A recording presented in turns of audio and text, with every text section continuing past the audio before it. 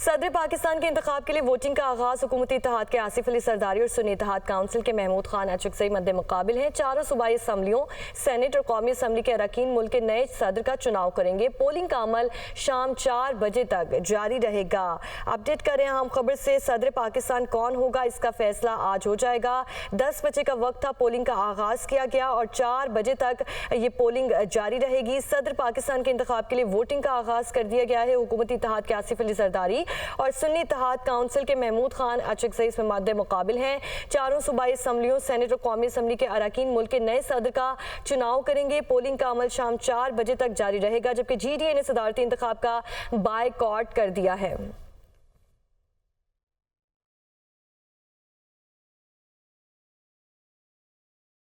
पाकिस्तान के नए सदर के इंतखाब के लिए वोटिंग का अमल शुरू हो चुका है। अपडेट कर रहे हैं आपको, पाकिस्तान के नए सदर के इंतखाब के लिए वोटिंग का आगाज कर दिया गया है। आसिफ अली सरदारी और महमूद खान अचकज़ई मद्दे मुकाबिल हैं। सदर पाकिस्तान कौन, इसका फैसला आज हो जाएगा।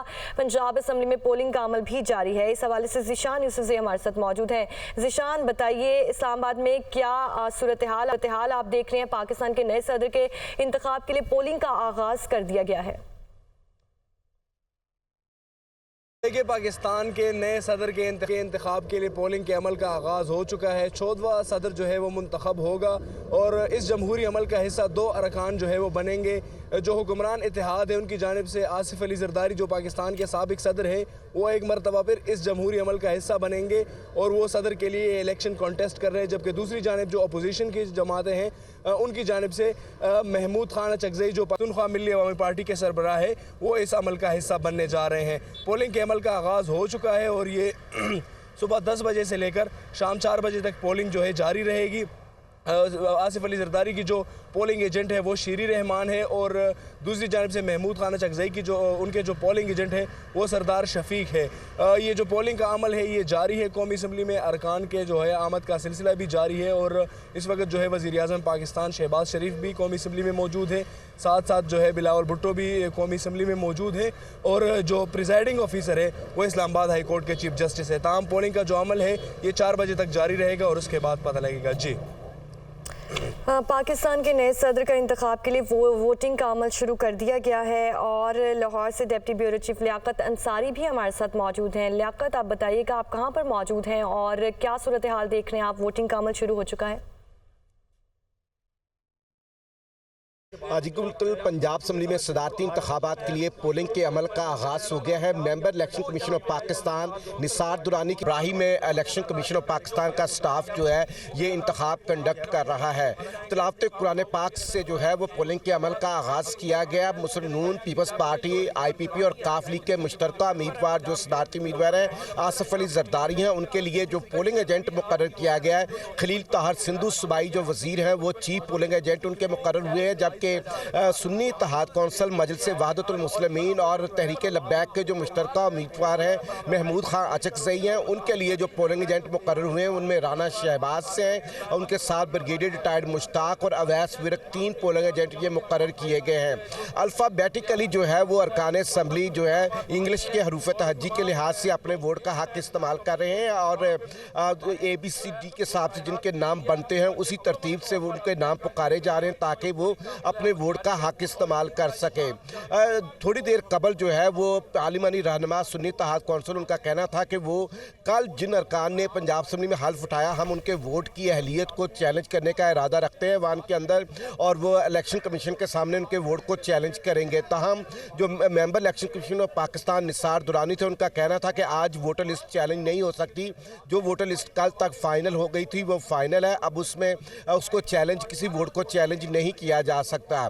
तो यूँ पंजाब असम्बली के ऐवान में जो हुकूमती इत्तेहादी हैं जिनके आसिफ अली ज़रदारी उम्मीदवार हैं उनको मजमूई तौर पर जैसे मुस्लिम नून के 217 वोट हैं, पीपल्स पार्टी के 16 वोट हैं, मुस्लिम लीग काफ के 11 वोट हैं और IPP के 5 105 वोट हैं तो 250 वोट इन्हें हासिल है। इसी तरह सुन्नी इत्तेहाद कौंसिल के 103 वोट हैं, मजलिस वहदतुल मुस्लिमीन का 1 वोट है और इसी तरह तहरीक लब्बैक का 1 वोट है, तो इन्हें 105 वोट मिलने का इम्कान है। पंजाब असम्बली के 371 के ऐवान में 355 अरकान ने अभी तक हल्फ उठाया है, इसलिए वो 355 अरकान ही आज अपने वोट का हक इस्तेमाल कर सकेंगे। रेस्ट ऑफ जो लोग हैं जिन्होंने अभी हल्फ नहीं उठाया वो वोट नहीं जी ठीक है। लियाकत, आप हमारे साथ ही मौजूद रहिएगा। पेशावर से जाकिर उल्लाह ने भी हमें ज्वाइन किया है। जाकिर, आप बताइए कि कैसी तैयारी थी और किस तरह से किस कैंडिडेट के सदर बनने की उम्मीद आप देख रहे हैं, जबकि पीपल्स पार्टी के जो शरीक चेयरमैन आसिफ अली जरदारी, उनको ऐवानों में अददी अक्सरियत हासिल है।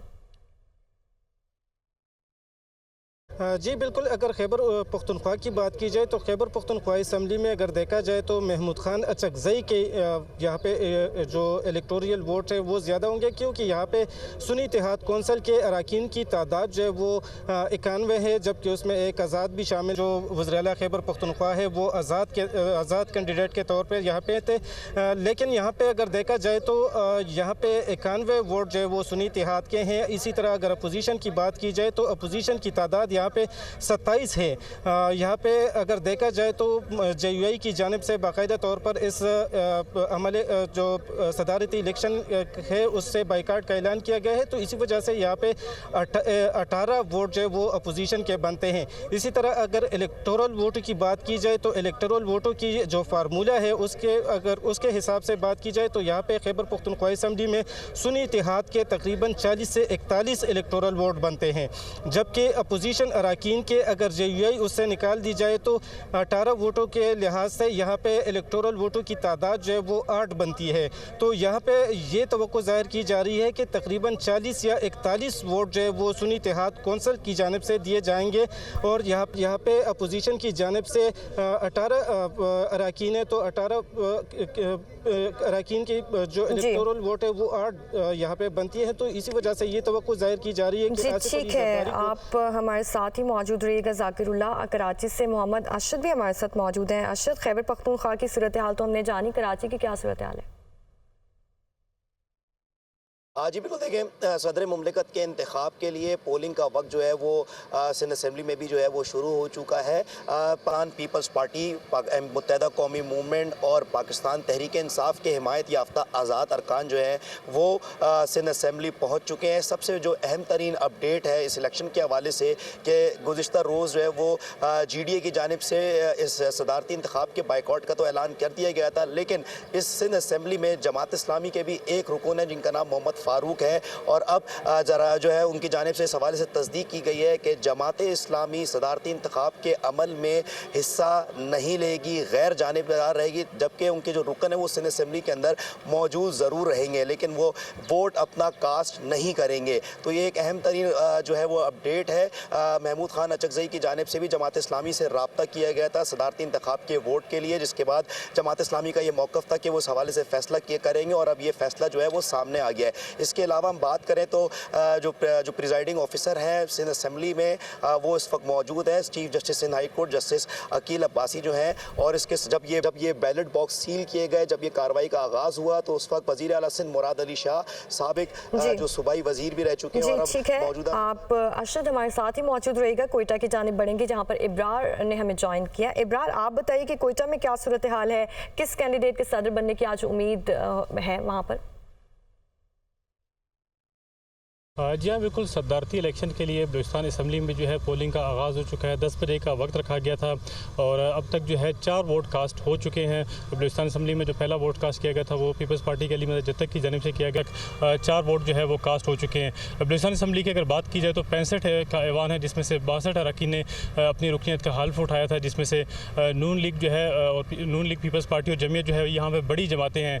पीपल्स पार्टी के जो है वो 18 अरकान हैं और इसके अलावा नून लीग के 16 अरकान हैं, जमीयत उलमा इस्लाम के 12 अरकान हैं और इसके अलावा ANP के 3 हैं और जबकि बलूचिस्तान अवामी पार्टी के 5 अरकान हैं।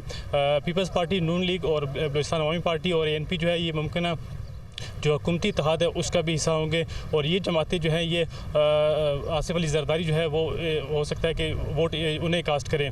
इसके अलावा जो है बलूचिस्तान असम्बली की अगर बात की जाए तो हक दो तहरीक और जमात इस्लामी और बलूचिस्तान BNP अवामी जो है इनका एक एक वोट होगा। तो वोटिंग का अमल जो है वो शुरू हो गया है और 4 बजे तक जो है वो वोटिंग यहाँ पे जारी रहेगी।